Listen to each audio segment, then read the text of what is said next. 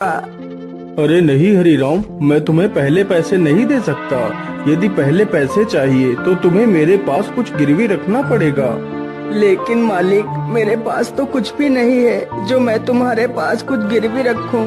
नहीं हरीराम, तुम्हारे पास तुम्हारा खेत तो है। तुम उस खेत को मेरे पास गिरवी रख दो। जब तुम मेरे पैसे वापस कर दोगे तब मैं तुम्हारा खेत तुम्हें लौटा दूंगा।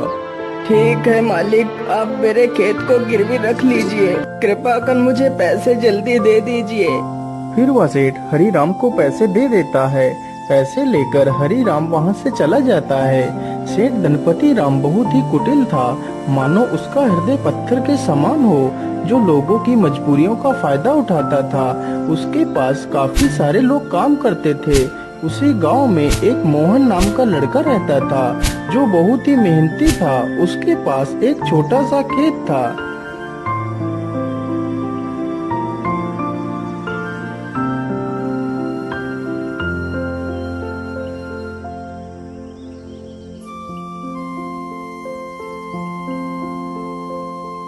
अरे मोहन बेटा, जरा पानी वानी तो पी लो। तुम तो कितनी मेहनत करते हो।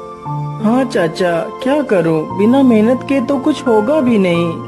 हाँ बेटा, तुम्हारी इसी मेहनत की वजह से ही तुम इस छोटे से खेत में दोगुनी फसल उगा पाते हो।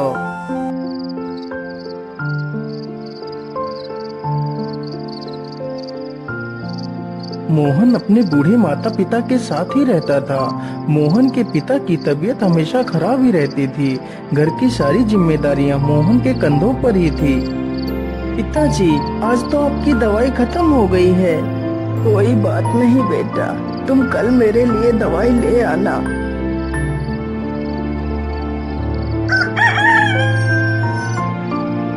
मोहन सुबह उठकर अपने पिता के लिए दवाइयाँ ले आता है। माँ, मैं पिताजी के लिए दवाई ले आया हूँ। आप पिताजी को दवाइयाँ समय से खिला देना। हाँ हाँ बेटा, मैं तुम्हारे पिता को दवाइयाँ खिला दूंगी। माँ, आज तो मौसम कितना अच्छा है। मैं आज ही खेत में बीज बो देता हूँ। ठीक है बेटा, जैसा तुम्हें अच्छा लगे वैसा ही करो। मोहन तुरंत ही अपने बैलों को लेकर खेत की तरफ निकल पड़ता है।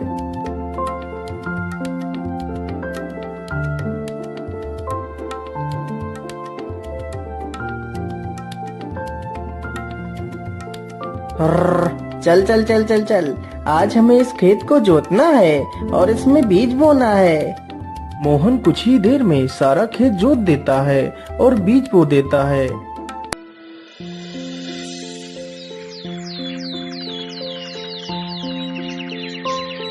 कुछ ही दिनों में खेत में बहुत अच्छी फसल तैयार होती है। अरे मोहन भाई, हर बार की तरह इस बार भी आपके खेत में कितनी अच्छी फसल तैयार हुई है। हाँ मदन भैया, यह सब ऊपर वाले का ही आशीर्वाद है, जो हर बार मेरे खेत में इतनी अच्छी फसल होती है। वे दोनों आपस में बात कर ही रहे थे कि तभी काले बादल छा जाते हैं।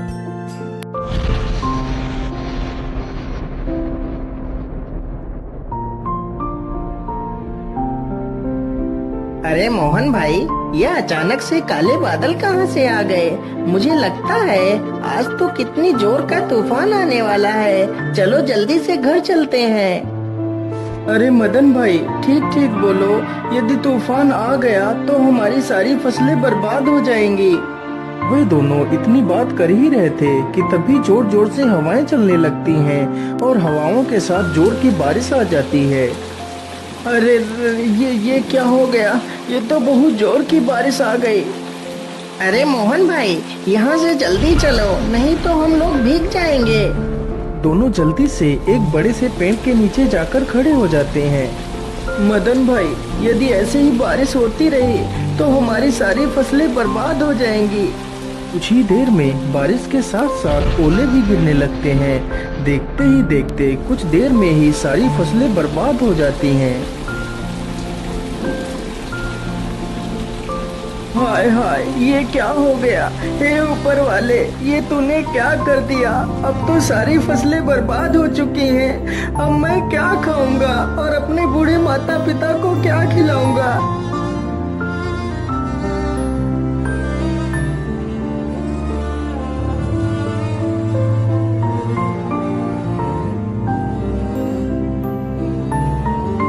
बेटा, तुम चिंता मत करो, ईश्वर पर भरोसा रखो, सब कुछ ठीक हो जाएगा।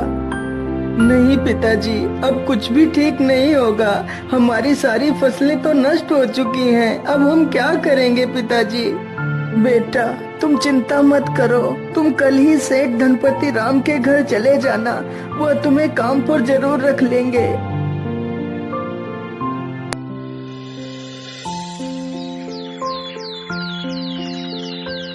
अगले ही दिन मोहन सेठ धनपति राम के पास जाता है।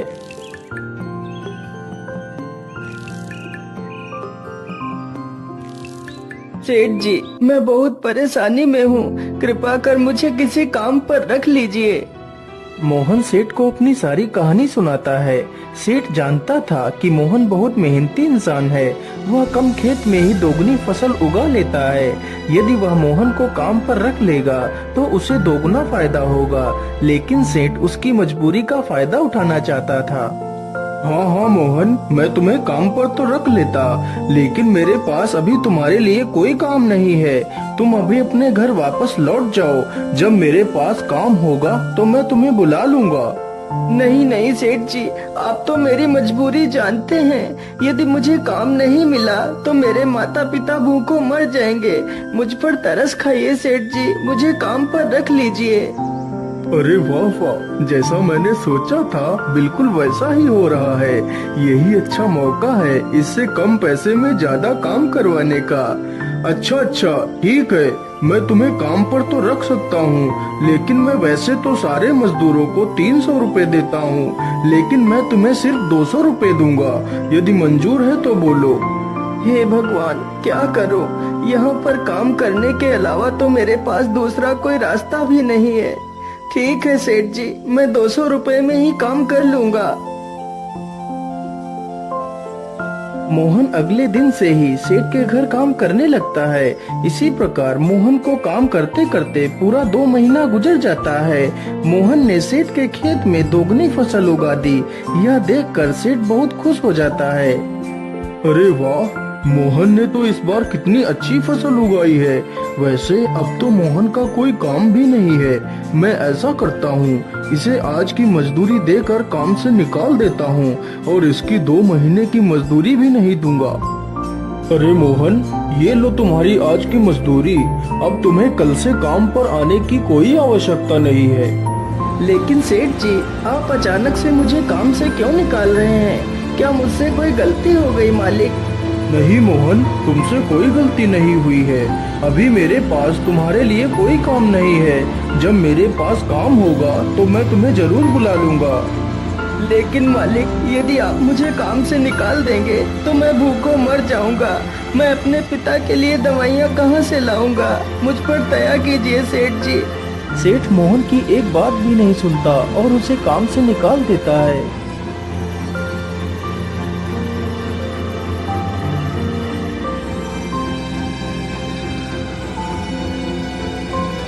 अरे बेटा, आज तुम खाली हाथ ही आए हो।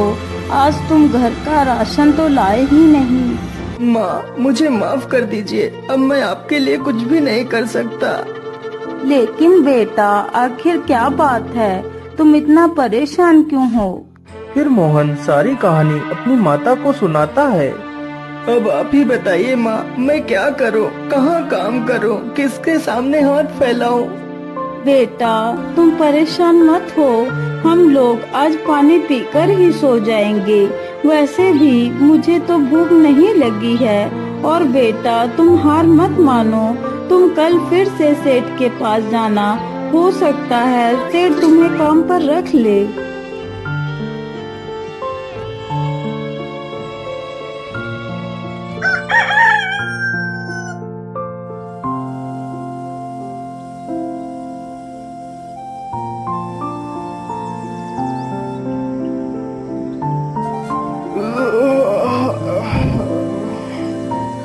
अरे सेठानी जी, आप मेरे लिए नाश्ता तैयार रखना। मैं जरा खेतों की तरफ से घूम कर आता हूँ। ठीक है, आप आराम से जाइए। तब तक मैं आपके लिए नाश्ता तैयार कर दूंगी। इतना सुनकर सेठ वहाँ से चल पड़ता है। तभी देखता है कि मोहन उसके घर के बाहर ही खड़ा है।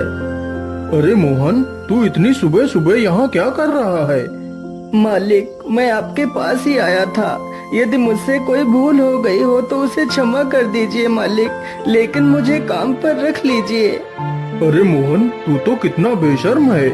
मैंने तुझे कितनी बार मना किया है कि मेरे पास कोई काम नहीं है, फिर भी तू मेरे पास चला आता है। क्या तेरे अंदर कोई शर्म लिहाज नहीं है? मालिक, मुझे शर्म तो आती है, लेकिन जब मैं अपने बूढ़े माता पिता को पानी पीकर सोता हुआ देखता हूँ तो मुझे यह अपमान कुछ भी नहीं लगता। लेकिन मैं तुझे कोई काम नहीं दे सकता, चल भाग यहाँ से। इसी प्रकार कई दिन गुजर जाते हैं। सेठ मोहन को भला बुरा कहकर भगा देता है, लेकिन सुबह होते ही मोहन फिर से काम मांगने के लिए सेठ के घर पहुंच जाता है। लेकिन मैं तुझे कोई काम नहीं दे सकता, चल भाग यहाँ से। हे भगवान, मैं तो इस मोहन के बच्चे से परेशान हो गया हूँ, लेकिन यह तो सुधरने का नाम ही नहीं ले रहा। मैं ऐसा करता हूँ, कल सुबह होने से पहले मैं यहाँ से कुछ दिनों के लिए अपने रिश्तेदार के घर चला जाता हूँ, तभी मैं इस मोहन से अपना पीछा छुड़ा पाऊंगा। सुबह होने से पहले सेठ और उसकी पत्नी बैलगाड़ी में बैठकर वहाँ से चले जाते हैं।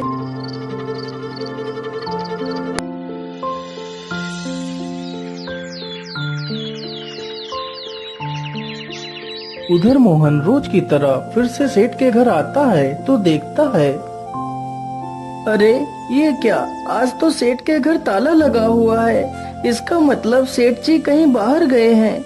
मैं ऐसा करता हूँ, यहीं पेड़ के नीचे बैठकर सेठ जी का इंतजार करता हूँ। इतना सोचकर मोहन पेड़ के नीचे बैठ जाता है और सो जाता है। तभी कुछ चोर सेठ के घर के पास आते हैं।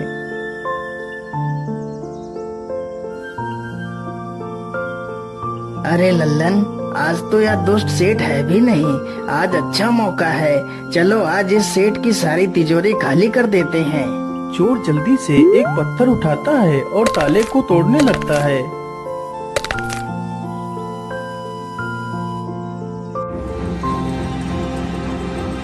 अरे ये शोर कैसा?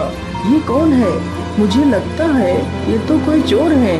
अरे रुक जाओ, तुम लोग ये क्या कर रहे हो? तुम सेठ के घर का ताला क्यों तोड़ रहे हो? अरे बेवकूफ, तुझे दिखाई नहीं देता? हम लोग चोर हैं और यह ताला हम लोग चोरी करने के लिए ही तोड़ रहे हैं। चल भाग जा यहाँ से। अरे नहीं नहीं, मेरे रहते हुए मैं तुम लोगों को चोरी नहीं करने दूंगा। अच्छा, तो तू हमें चोरी करने से रोकेगा? रुक, हम तुझे अभी मजा चखाते हैं। इतना कहकर सारे चोर बेचारे मोहन पर टूट पड़ते हैं। चोर चोर, कोई मुझे बचाओ, नहीं तो मुझे यह चोर मार डालेंगे। मोहन की ये आवाज सुनकर गांव के कई लोग वहां पर आ जाते हैं। तभी वह सारे चोर वहां से भाग जाते हैं, लेकिन बेचारा मोहन काफी ज्यादा घायल हो जाता है।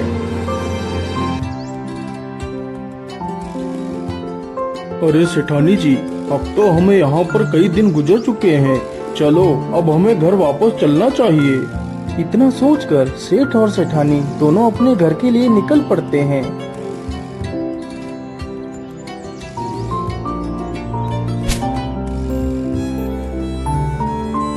अरे वाह, जैसा मैंने सोचा था बिल्कुल वैसा ही हुआ। अब तो मोहन से मेरा पीछा छूट गया। लेकिन ऐसा कैसे हो सकता है? मोहन आज भी नहीं आया। मोहन इतनी जल्दी हार मानने वालों में से नहीं है। फिर वह आया क्यों नहीं? कहीं वह किसी मुसीबत में तो नहीं पड़ गया? चलो चलकर देखता हूँ। इतना सोचकर सेठ गांव की तरफ निकल जाता है। अरे मदन भाई, मोहन कहीं दिखाई नहीं दे रहा। वह कहाँ गया है?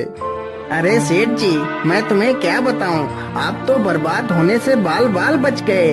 क्या मतलब? मैं कुछ समझा नहीं। तुम क्या कहना चाहते हो? फिर मदन सारी कहानी सेठ को सुनाता है। ये सुनकर सेठ के पैरों तले जमीन खिसक जाती है। सेठ जी, मोहन बहुत नेक दिल इंसान है। उसने आज तक किसी का बुरा नहीं किया है। कृपा कर आप उसे अपने पास रख लीजिए। नहीं मदन, मुझसे बहुत बड़ी गलती हो गई है। मुझे जल्दी से मोहन के घर ले चलो। सेठ जैसे ही मोहन के घर पहुंचता है तो देखता है मोहन घायल अवस्था में चारपाई पर पड़ा है। मोहन, मुझे माफ कर दो, मैंने तुम्हें बहुत तकलीफ दी। जिस इंसान को मुझे अपने गले लगाना चाहिए था मैंने उसे ही तकलीफ दी। हो सके तो मुझे माफ कर देना मोहन। नहीं सेठ जी, आप माफी क्यों मांग रहे हैं? ये तो मेरा फर्ज था। मोहन, तुम कल से मेरे पास आ जाना, मैं तुम्हें अपना विशेष अधिकारी बनाऊंगा। फिर सेठ तुरंत ही मोहन की माँ को 500 रुपए दे देता है और अगले ही दिन से सेठ मोहन को अपना विशेष अधिकारी बना लेता है।